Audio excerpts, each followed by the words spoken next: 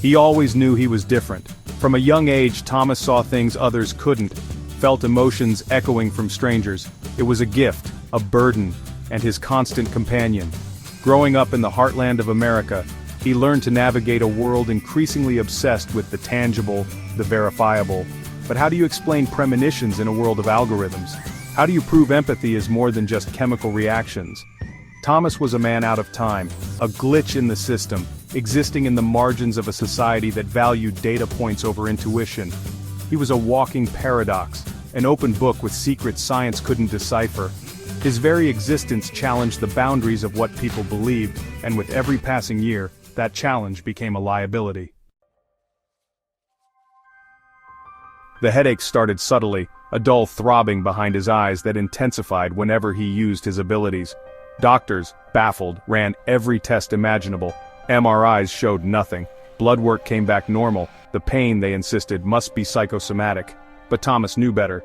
His gift, once a source of wonder, was now a source of agony. Each vision, each empathetic connection, left him drained, the pain a gnawing reminder of his dwindling time. Then came the seizures. Violent, debilitating episodes that left him hospitalized, strapped to machines that buzzed and beeped, oblivious to the storm raging within him. His lawyer Sarah, a woman with eyes that missed nothing, saw the truth the doctors couldn't or wouldn't see. The evidence was in the way Thomas's seizures coincided with surges in local cell tower activity, in the way his headaches intensified whenever he was near Wi-Fi routers. Technology, the very thing that defined modern life, was killing him. It was a slow, agonizing death, and the worst part was, nobody believed him. His only solace was Sarah, who believed him, fought for him with a ferocity that surprised even her. She understood the stakes. This wasn't just about a settlement, it was about acknowledging a truth that defied explanation. They were up against a telecommunications giant, a behemoth of an organization with more lawyers than Thomas had visions. They dismissed him as a charlatan, a fraud, looking for an easy payday. But Sarah saw through their arrogance, their unwavering belief that their technology was infallible. She saw the fear in their eyes when Thomas, even in his weakened state, described their CEO's deepest anxieties, anxieties he couldn't have known through conventional means. The courtroom became their battleground, a stage where science and the supernatural collided. At the heart of their case lay a fundamental question: what rights did an individual have when those rights were infringed upon by forces unseen, unproven, yet undeniably real? The Americans with Disabilities Act, designed to protect those with disabilities, seemed woefully inadequate in the face of Thomas's unique situation. His very existence challenged the legal definitions of disability, of harm. His abilities, once dismissed as parlor tricks, were now a matter of legal precedent. Could the government regulate the invisible? Could they legislate against a phenomenon they didn't understand? The questions were endless, the answers elusive. Section 5. American Justice, American Soil. This was America, a nation built on the idea of individual liberty, of the pursuit of happiness.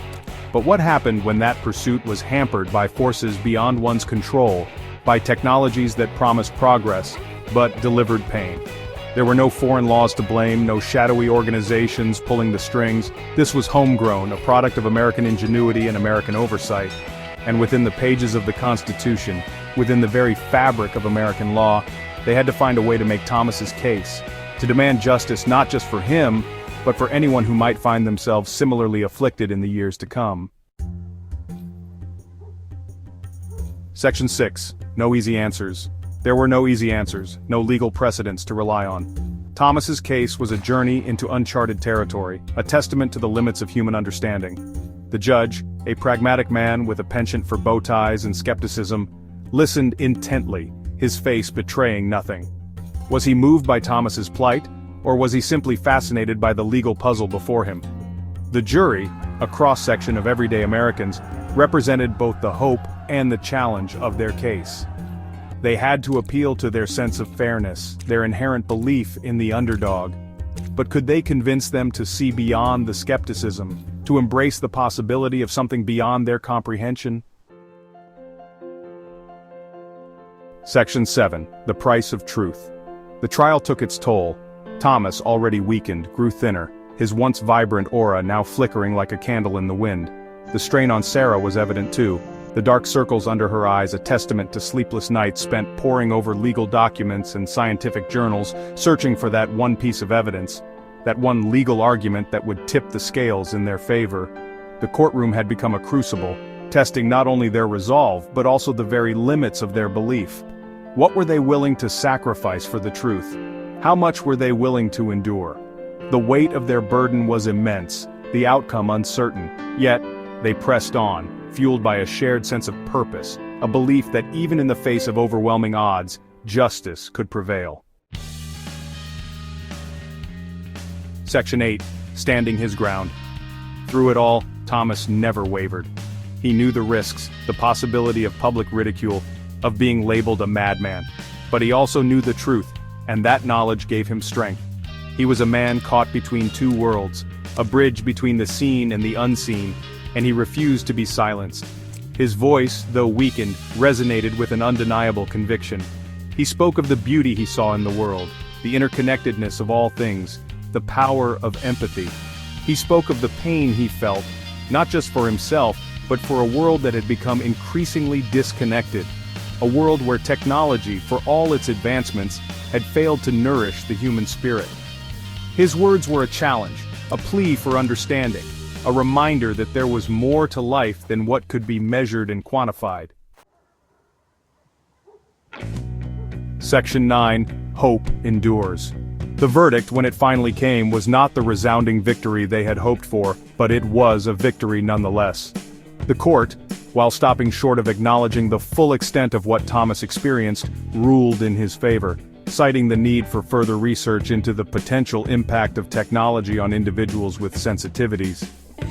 It was a small step, but it was a step in the right direction. As Thomas walked out of the courtroom, his hand resting on Sarah's shoulder, he knew their fight was far from over.